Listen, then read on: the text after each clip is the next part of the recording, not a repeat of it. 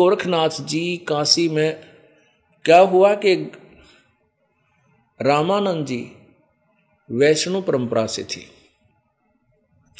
और रामानंद जी ने वहाँ अन्य गिरी पुरी या जो वैसे को जाड़े झपटे लानिए थे उन सब के जो नकली सन्यासी थे उनकी सबकी दुकानें बंद करवा दी और जो नाथपंथी थे उन सब के छक्के छुड़ा दिए अपने वेदों और गीता अनुसार जैसा उसने ज्ञान था। तो वहाँ नाथ पंथ का ह्रास होते देख करके नाथ पंथियों ने अर्ज की तो वहाँ ये गोरखनाथ जी आगे प्रकट हुए। तो उनको अन्य किसी को नहीं पता था कि गोरखनाथ है, लेकिन ऐसा पता था कि बड़े सिद्ध पुरुष हैं और उन्होंने आकर के रामानंद जी को शास्त्रार्थ के लिए ललकारा। रामानंद जी को पता था कि सिद्ध पुरुष है, सिद्ध पुरुष थोड़ी सिद्धि दिखा देते हैं, जनता उनके पीछे हो लेती है, उनकी विजय हो जाती है और ज्ञान को कोई आधार नहीं मानते क्योंकि ये शिक्षित नहीं है। इसलिए रामानंद जी हिचक गए कि भी बात बिगड़ेगी, ये सिद्ध जीत जाएगा और हमारी परंपरा का ये नष्ट कर जाएगा। क्या शर्त रखी गई थी कि जो भी हारेगा वो जीतने वाले का शिष्य बनेगा, उसके सारे शिष्य भी उसी की परंपरा को अडॉप्ट करेंगे, स्वीकार करेंगे। और रामानंद जी ने सोचा ये तो नाश करेगा भाई, चिंतित हो गया। परमात्मा कबीर भगवान पूर्ण परमात्मा उस समय लीला में शरीर में 12-13 वर्ष की आयु के थे। उन्होंने कहा स्वामी जी आज चिंतित कैसे हैं? रामानंद जी ने कहा परमात्मा जो कबीर जी एक लीला कर रहे थे और रामानंद जी को अपना गुरु माने हुए थे, बना रखा था, गुरु धारण किया था इस परंपरा को बनाए रखने के लिए।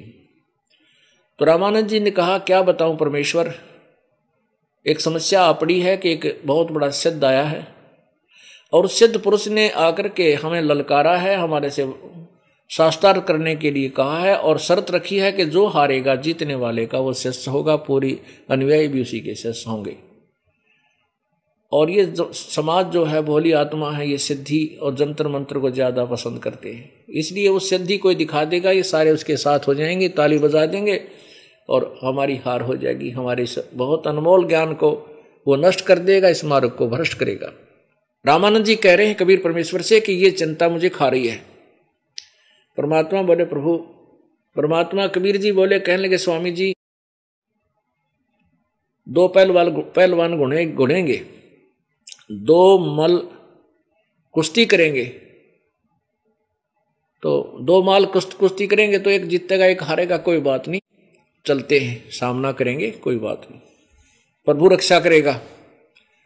अब रामानंद जी को पता था कि कबीर परमेश्वर के सामने कोई टिकने वाला नहीं है और इसने कह दिया अभी तो बात बिगड़े को नहीं, तो चले गए।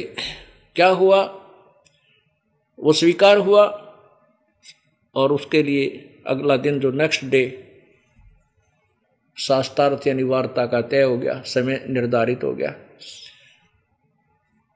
एक तरफ तो रामानंद जी का आसन लगा रखा था, एक तरफ नाथ जी का आसन लगा रखा था और नाथ जी ने वहीं पर अपना एक त्रिशूल गाड़ रखा था।